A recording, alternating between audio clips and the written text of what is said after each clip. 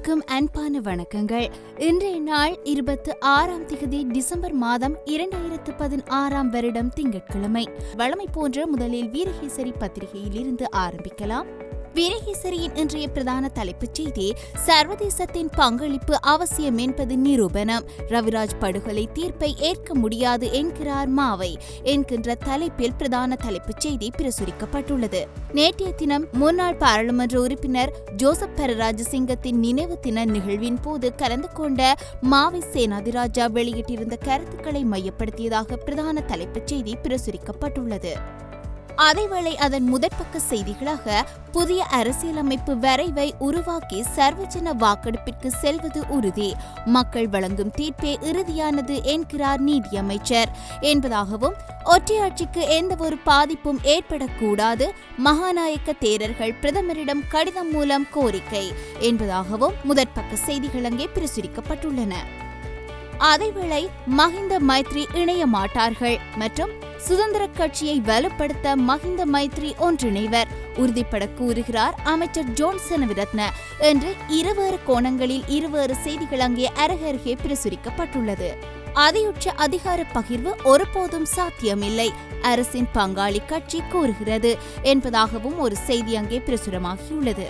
நேற்றைய தினம் உலகத்தின் பார்வையை திருப்பிய சிரியாவை நோக்கி பயணித்த ரஷ்ய ராணுவ விமானம் கருங்கடலில் வீழ்ந்து விபத்து, அதில் பயணித்த 92 பேரும் பலியாகி இருக்கலாம் என அச்சம் என்கின்ற தலைப்பில் அந்த விமான விபத்து குறித்த செய்தியும் முதற்பக்கத்தில் பிரசுரிக்கப்பட்டுள்ளது. அதனைத் தொடர்ந்து மற்றொரு செய்தியாக, தமிழ் மக்களின் ஜனநாயக போராட்டம் வலுப்பெறும் வகையில் முதலமைச்சரின் தலைமைத்துவம் இல்லை, வடமாகாண சபை உறுப்பினர் அஸ்மேன் என்கின்ற தலைப்பில் ஒரு செய்தி அங்கே பிரசுரமாகியுள்ளது. அதேவேளை இன்றைய தினம் ஆழி பேரலையின் தாக்கத்தினால் பல லட்சக்கணக்கான உயிர்களை நாம் பறிகொடுத்த தினம் என்று. அந்த வகையில் சுனாமி அனர்த்தத்தின் 12வது நினைவு தினத்தை முன்னிட்டு பத்திரிகை செய்திகள் அனைத்தும் அந்த விடயத்திற்கு முதன்மை கொடுத்திருப்பதையும் இங்கே அவதானிக்க முடிகின்றது.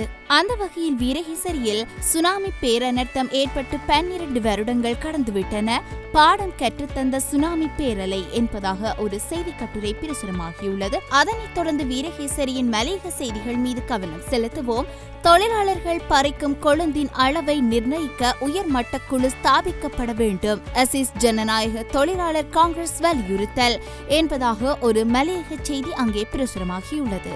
அதனைத் தொடர்ந்து வீரகேசரியின் இன்றைய ஆசிரியர் தலையங்கமானது, பாதிக்கப்பட்ட பிரதேசங்களை துரித கதியில் கட்டியெழுப்புங்கள் என்கின்ற தலைப்பில் பிரசுரிக்கப்பட்டுள்ளது. ஜனாதிபதியாக மைத்ரிபால சிறிசேன அவர்கள் பதவியேற்று 2 வருடங்கள் நிறைவடைய உள்ள நிலையில் வடக்கு கிழக்கு மாகாணங்களில் தொழிலின்மை உட்பட பல்வேறு பிரச்சினைகள் தாண்டவமாடுவதை சுட்டிக்காட்டியிருக்கின்ற ஆசிரியர் அது குறித்து அரசாங்கம் மேற்கொள்ள வேண்டிய விடயங்கள் குறித்தும் அங்கே மேற்கோள் காட்டியுள்ளார். தொடர்ச்சியாக தினக்குரல் மீது கவனம் செலுத்துவோம். தினக்குரலின் பிரதான தலைப்புச் செய்தி, வெளிநாட்டு நீதிபதிகளுக்காக ரவிராஜ் வழக்கை பயன்படுத்த வேண்டாம், நீதியமைச்சர் கூறுகிறார் என்று பிரதான தலைப்புச் செய்தி பிரசுரிக்கப்பட்டுள்ளது. அதேவேளை ரவிராஜ் படுகொலை தீர்ப்பு ஜெனீவாவிலும் எதிரொலிக்கும் அமைச்சர் மனோ கணேசன், முன்னாள் போராளி மயங்கி விழுந்த மரணம், புதிய அரசியல் அமைப்பில் பிரதமர் எவ்வாறு தெரிவு செய்யப்படுவார், 3 தெரிவுகள் குறித்து பரிசீலனை, வடக்கில் நல்லாட்சியில் 11 விகாரைகள் என்பதாக தினக்குரலின் முதற்பக்க செய்திகள் அங்கே பிரசுரிக்கப்பட்டுள்ளன. அவற்றைத் தொடர்ந்து தினக்குரலின் ஆசிரியர் தலையங்கம் மீது கவனம் செலுத்துவோம். சமாதானத்திற்கான தேடல் என்கின்ற தலைப்பில் இன்றைய ஆசிரியர் தலையங்கம் பிரசுரமாகியுள்ளது. எதிர்கால சந்ததிக்காக நாம் கொடுத்து செல்ல போவது என்ன என்கின்ற கேள்வியை அங்கே எழுப்புகின்ற ஆசிரியர், சமாதானம் என்கின்ற நிரந்தரமான ஒரு தீர்வு எதிர்காலத்திற்கு அவசியமானது என்பதை வலியுறுத்தி தன்னுடைய ஆசிரியர் தலையங்கத்தை எழுதியுள்ளார். வீரகேசரி மற்றும் தினக்குரலை தொடர்ந்து சுடரொளி பத்திரிகை மீது கவனம் செலுத்துவோம். சுடரொளியின் பிரதான தலைப்புச் செய்தியும் ரவிராஜ் கொலை தொடர்பான செய்தியாகவே பிரசுரிக்கப்பட்டுள்ளது. ரவிராஜ் படுகொலை வழக்கில் நீதி நிலைநாட்டப்பட வேண்டும், ஜூரிகள் சபையில் தமிழர்கள் உள்வாங்கப்படாமையால் அதில் அவர்களுக்கு சந்தேகம் என்று ராஜித சுட்டிக்காட்டு என்ற தலைப்பில் பிரதான தலைப்புச் செய்தி பிரசுரிக்கப்பட்டுள்ளது. அதேவேளை ரவிராஜ் தன்னையும் சுட்டுக் கொன்று தன் காவலரையும் சுட்டுவிட்டாரா, தீர்ப்பு பெரும் ஏமாற்றம் தந்துள்ளது என்று அமைச்சர் மனோ தெரிவிப்பு என்பதாகவும், ஆழிப்பேரலை அவலத்தின் வலி மீளா 12 ஆண்டுகள், உயிர் நீத்தோரை நினைவு கூர்ந்து நாடு முழுவதிலும் இன்று அஞ்சலி நிகழ்வு என்பதாகவும், சீனாவிற்கு எதிர்ப்பை வெளியிட்டு மஹிந்த அணி தேங்காய் உடைப்பு என்பதாகவும், சூகாவின் பொது செயலாளர் பதவி சமலின் கைகளுக்குள் செல்லுமா, மைத்ரி மஹிந்தவை இணைக்கும் மற்றொரு யோசனை என்பதாகவும் அங்கே முதற்பக்க செய்திகள் பிரசுரமாகியுள்ளன. அதேவேளை 92 பேருடன் கருங்கடலில் வீழ்ந்தது சிரியாவுக்கு சென்ற ரஷ்ய விமானம் என்கின்ற தலைப்பில் அந்த சர்வதேச செய்தியும் முதற்பக்க செய்தியாக அங்கே பிரசுரமாகியுள்ளது. தொடர்ந்து சுடரொளியின் ஆசிரியர் தலையங்கமானது இனியும் உங்களை நம்ப முடியாது என்கின்ற தலைப்பில் நாடாளுமன்ற உறுப்பினர் ரவிராஜின் கொலை வழக்கு குறித்த தீர்ப்பை மையப்படுத்தியதாக ஆசிரியர் தலையங்கம் பிரசுரிக்கப்பட்டுள்ளது. அவற்றைத் தொடர்ந்து யாழ் பிராந்தியத்திலிருந்து வெளிவரும் உதயன் மற்றும் வலம்புரியின் பிரதான தலைப்புச் செய்திகள் மீது கவனம் செலுத்துவோம். அந்த வகையில் உதயன் பத்திரிகையின் பிரதான தலைப்புச் செய்தி, நம்பிக்கைக்கு உரியதாகவே இருக்கின்றது நீதித்துறை, இப்படி சொல்கிறார் நீதியமைச்சர் விஜயதாச.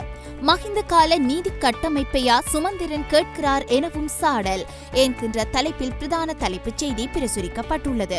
அதேவேளை ஆழி பேரலையின் 12 ஆண்டு நிறைவு தினம் குறித்தும் அங்கே செய்தியொன்று பிரசுரிக்கப்பட்டுள்ளதை அவதானிக்க முடிகின்றது. அதனைத் தொடர்ந்து இன்றைய வலம்புரியின் பிரதான தலைப்புச் செய்தி மீது கவனம் செலுத்துவோம். சமஷ்டியை முன்வைப்பதில்லை, பௌத்தத்திற்கு முன்னுரிமை, சம்பந்தன் ஏற்றுக்கொண்டுள்ளதாக அமைச்சர் அமரவீர தகவல் என்கின்ற தலைப்பில் வலம்புரியின் பிரதான தலைப்புச் செய்தி பிரசுரிக்கப்பட்டுள்ளது. அதைத் தவிர ஏனைய செய்திகள் பொதுவாகவே மற்றைய பத்திரிகைகளில் பிரசுரிக்கப்பட்ட செய்திகளாகவே அமைந்துள்ளன. தொடர்ச்சியாக இன்று பத்திரிகைகளில் இடம்பெற்றுள்ள சர்வதேச மற்றும் இந்திய செய்திகள் மீது கவனம் செலுத்துவோம். டொனால்ட் டிரம்புக்கு ரஷ்ய ஜனாதிபதி புட்டின் நத்தார் வாழ்த்து தெரிவித்து கடிதம். பங்களாதேஷில் தேடுதல் நடவடிக்கையின் போது தன்னைத்தானே வெடிக்க வைத்து உயிரிழந்த பெண். தீவிரவாத தாக்குதல்களில் அன்புக்குரியவர்களை இழந்தவர்களுக்கு அமைதி கிடைப்பதற்கு பிரார்த்தனை. நத்தார் தின பாரம்பரிய உரையில் பாப்பரசர் என்கின்ற தலைப்புகளில் சர்வதேச செய்திகள் அங்கே பிரசுரமாகியுள்ளன. அதனைத் தொடர்ந்து இந்திய செய்திகளாக, ராமமோகனராவுக்கு நெஞ்சுவலி, மருத்துவமனையில் அனுமதி. ஜே மரணத்தில் நிலவும் சந்தேகங்களை தெளிவுபடுத்த வேண்டும், பாதுகாப்பை மீளப் பெறுங்கள். ஜே மரணத்தில் அவிழ்க்கப்பட முடியாத பல மர்மங்கள் போன்ற செய்திகள் அங்கே அடுக்கடுக்காக பிரசுரிக்கப்பட்டுள்ளதை அவதானிக்க முடிகின்றது. அவற்றைத் தொடர்ந்து இன்று வெளியாகியுள்ள லங்காதீபம் மற்றும் டெய்லி மிரர் பத்திரிகைகளின் பிரதான தலைப்புச் செய்திகள் மீது கவனம் செலுத்துவோம். அந்த வகையில் லங்காதீப பத்திரிகையின் இன்றைய பிரதான தலைப்புச் செய்தியானது, எல்லை நிர்ணயம் தொடர்பான வேலைகள் அனைத்தும் நிறைவு பெற்று குறித்த அறிக்கையானது நாளைய தினம் மாகாண சபைகள் மற்றும் உள்ளூராட்சி அமைச்சரிடம் கையளிக்கப்பட உள்ளதாக குறிப்பிட்டு பிரசுரிக்கப்பட்டுள்ளது. அதேவேளை டெய்லி மிரர் பத்திரிகையின் இன்றைய பிரதான தலைப்புச் செய்தியானது, ஓய்வூதியம் தொடர்பிலான சில விதிமுறைகளை மாற்றி புதிய சட்டமூலம் ஒன்றினை பாராளுமன்றத்தில் சமர்ப்பிப்பது தொடர்பில் ஜனாதிபதி மற்றும் பிரதமருடன் ஆலோசனை நடத்தப்பட்டுள்ளதாக குறிப்பிடப்பட்டு பிரதான தலைப்புச் செய்தி பிரசுரிக்கப்பட்டுள்ளது. அவற்றைத் தொடர்ந்து இன்று பத்திரிகைகளில் இடம்பெற்றுள்ள கேலி சித்திரங்கள் மீது கவனம் செலுத்துவோம். அந்த வகையில் சுடரொளியின் இன்றைய கேலி சித்திரமானது, ரவிராஜ் கொலை வழக்கின் தீர்ப்பு குறித்து அதிருப்தி அடைந்துள்ள நாடாளுமன்ற உறுப்பினரும் சட்டத்தரணியுமான எம். சுமந்திரன், இலங்கை நீதித்துறையில் நம்பிக்கை இல்லை, சர்வதேச விசாரணை வேண்டும் என்கின்ற அறிக்கையொன்றினை நேற்று வெளியிட்டிருந்தார். இந்த நிலையில் இது பற்றி ஜூரி சபை அமைத்து தீர்மானிக்கலாமா ஐயா என்று சொல்லி அருகில் இருந்து ஒரு குரல் கேட்கின்றது. ஜூரி சபை மூலம் வழக்கின் தீர்ப்பு அவ்வாறாக அமைந்திருக்கின்ற நிலையில் இதற்கு சர்வதேச விசாரணை வேண்டும் என்பது குறித்தும் ஜூரி சபை வைத்தே தீர்மானிக்கலாமா என்று அவரை கேட்பது போன்று அங்கே கேலி சித்திரம் ஒன்று பிரசுரிக்கப்பட்டுள்ளது. அதேவேளை தினக்குரலின் இன்றைய கேலி சித்திரமானது, 2016க்குள் தமிழர்களுக்கு தீர்வு கிடைக்கும் என்று சம்பந்தன் அவர்கள் தெரிவித்திருந்த போதிலும் 2017 தீர்வுகளை பெற்றுவிடலாம் என்று தற்போது அவர்கள் கூறி வருகின்றார்கள். இந்த நிலையில் தீர்வு என்கின்ற அந்த உணவானது 2017 என்கின்ற இலையில் விழுமா அல்லது தங்களது தலையில் விழுமா என்று அதிருப்தியோடு பார்த்திருக்கின்றார்கள் பாமர தமிழர்கள் என்பது போல் சித்தரித்து தினக்குரல் தன்னுடைய கேலி சித்திரத்தினை பிரசுரித்துள்ளது. நேயர்களே, இதுபோல் மற்றொரு நாளேடுகளின் நமது பார்வையூடாக இணைந்து கொண்டு பத்திரிகை செய்திகள் மீது கவனம் செலுத்தும் வரை நன்றி, வணக்கம்.